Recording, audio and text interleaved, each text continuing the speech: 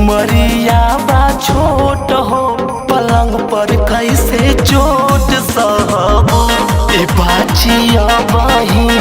उमरिया बा छोट हो पलंग पर कैसे चोट सहबू।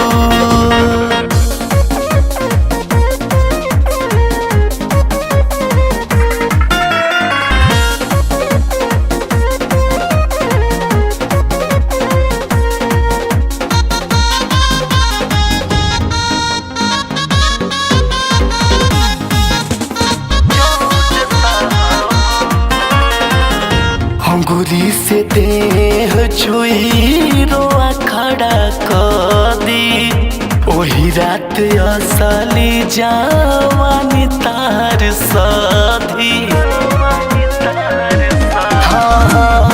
अंगूरी से देह छुई रोआ खड़ा कर दी ओही रात असली जवानी तार सधी।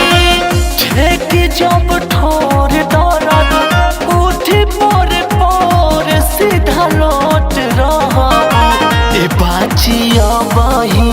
उमरिया बा छोट हो पलंग पर कैसे चोट सहबू ए बाचिया बही।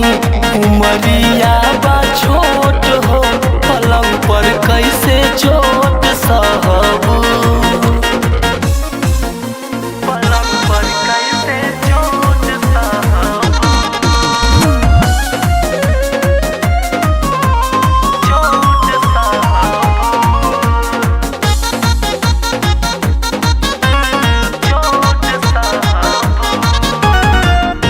लेबू अंगड़ाई हलड़ाई यार पार के सुख मिलिया सु अभिषेक वाला प्यार के। हाँ, लेबू अंगड़ाई हलड़ाई यार पार के सुख मिली सिवा ब्रिजेश वाला प्यार के।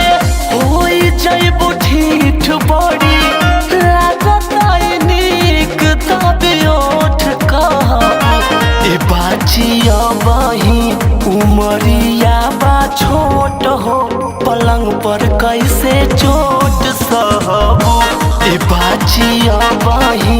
उमरिया